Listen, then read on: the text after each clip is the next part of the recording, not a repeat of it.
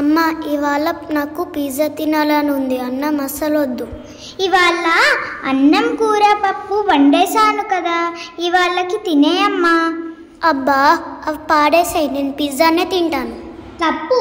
ఆహారాన్ని ఎప్పుడూ వృధా చేయకూడదు. మీకు అసలు అన్నం విలువ తెలియట్లేదు. రైతులు ఎంతో కష్టపడి పండిస్తేనే మనకి ఈ ఆహారం లభిస్తోందో తెలుసా? పద చూపిస్తాను.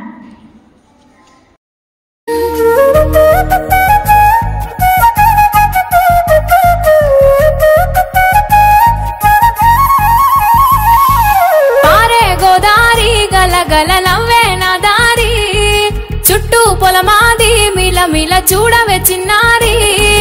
పారే గోదారి గలగల నవ్వే నా దారి, చుట్టూ పొలమాది మిలమిల చూడవే చిన్నారి.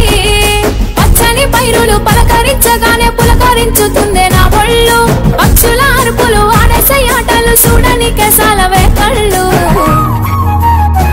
పల్లెటూరి పల్లకిలో మనం ఆడుకుందామే, చంపాలాగున్న మామిడి తోటలలో మనం పాడుకుందామే కోయిలల. పల్లెటూరి పల్లకిలో మనం ఆడుకుందామే, చంపాలాగున్న మామిడి తోటలలో మనం పాడుకుందామే కోయిలల.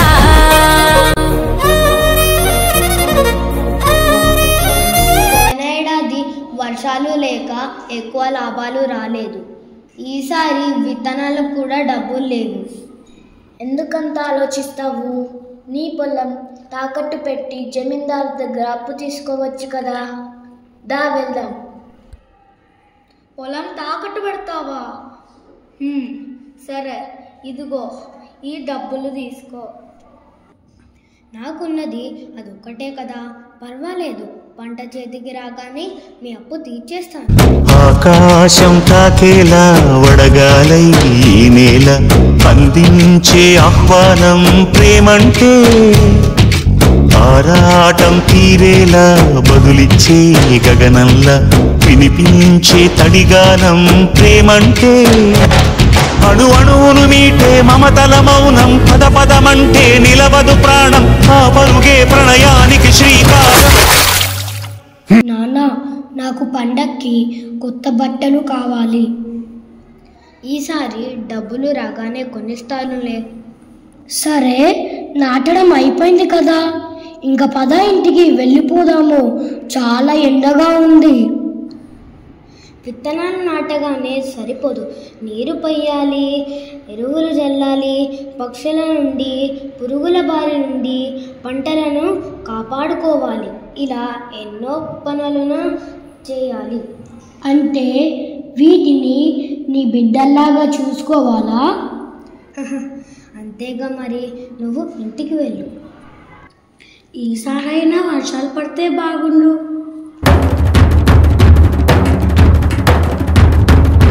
కల్లు కల్లు మనిసిది మూవల్లే చినుకే చేరగా, జల్లు జల్లు మని పులకింతల్లో పుడమే పాడగా. కల్లు కల్లు మనిసిరి మూవల్లే చినుకే చేరగా, జల్లు జల్లు మని పులకింతల్లో పుడమే పాడగా. హరివిల్లు ఎత్తి కరిమప్పు వాన బాణాలే వేయని, నిలువెల్ల మంచు వడగళ్ళు తాకి కడగళ్ళే తీరని. జడివాన జాడతో ఈ వేళ జన జీవితాలు చిగురించేలా, రాలసీమలో ఈ వేళ రతనాల ధారలే కురిసేలా.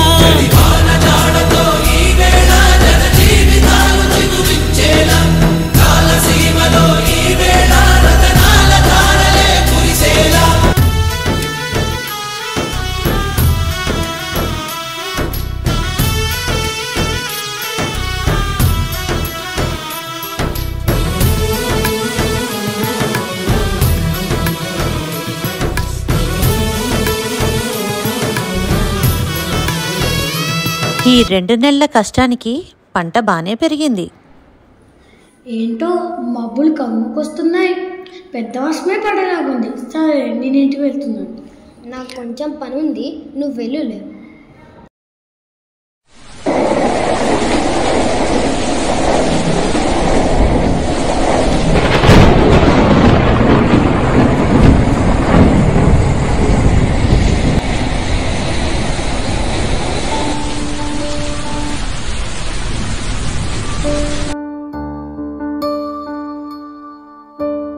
నీరు నీరు నీరు రైతు కంట నీరు చూడనైన చూడరెవ్వరు గుండెలన్ని బీడు ఆశలన్ని మోడు ఆదరించు నాథుడెవ్వరు అన్నదాత గోడు నింగినంటే నేడు ఆలకించు వారు ఎవ్వరు. అన్న ఎంత కష్టపడ్డా మన బ్రతుకులు ఇంతే. అసలు ఈ వ్యవసాయమే మానేసి పట్నం వెళ్ళిపోదాము, ఏదో ఒక పని చేసుకుందాం. అదిగో అప్పిచ్చిన జమీందార్ గారు వస్తున్నారు. ఇలా రైతు వ్యవసాయం మానేస్తే అందరికీ అన్నం ఎలా దొరుకుతుంది? ఈ డబ్బు సౌఖ్యాలను ఇస్తుంది, కానీ ఆకలి వేస్తే ఇవి తినగలమా? బతకడానికి కావాల్సిన ఆహారాన్ని ఇచ్చేది అన్నదాత ఒక్కడే. బాధపడకు, ఈ డబ్బుతో మళ్ళీ ప్రయత్నం చెయ్యి. దాహంలో మునిగిన చివురుకు చల్లని తన చెయ్యి అందించి స్నేహంతో మొలకెత్తించే చినుకే ప్రేమంటే.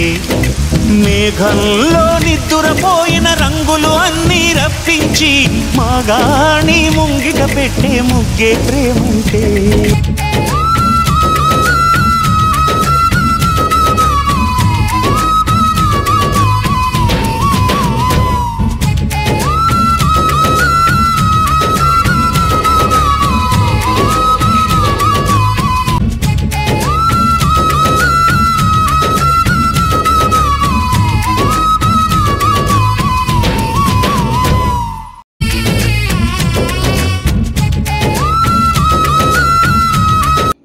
ఈసారి నిజమైన సంక్రాంతి నాన్న. ఇంతమంది ఆకలి తీర్చడం నిజంగా ఎంతో గొప్ప విషయం. నేను కూడా పెద్దయ్యాక రైతునే అవుతాను. భోగి మంట మొదలు పిండి వంట రుచులు వేడుకలై సాగే సంక్రాంతి సంబరాలు. పాడి పంట చేలు ఇంటింట నిండే సిరులు పశుపక్షాదుల కొలిచే కనుమ ఉత్సవాలు. మంచు పల్లకి మోసుకొచ్చే ఇళ్ళకి ఇంగి సింగిడిలో రంగులన్నీ రంగవల్లికి. రేగు పల్లకి గోవు గొబ్బెమ్మలకి పూల పాన్పు సహిత స్వాగతాలు పల్లెటూళ్ళకి.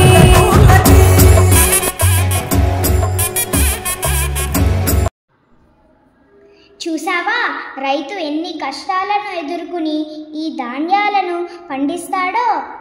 ఇది లేకుండా మన ఇంట్లో పండుగ ఉంటుందా? ఈ సంక్రాంతికి మీరందరూ ఆహారం విలువ తెలుసుకోండి. దేశానికి వెన్నుముక్కైన అన్నదాతని, అతని కష్టాన్ని మరువకండి. అన్నదాత సుఖీ భవ. Sankranti signifies the onset of harvest season. It holds high importance for farmers who are the backbone of our society. They are the unsung heroes who work tirelessly behind the scenes to nourish the entire population and bolster our country's economy. It is because of them that we have food on our plates. Let us all remember the value of food and appreciate the efforts of the farmers. Happy Sankranti to everyone.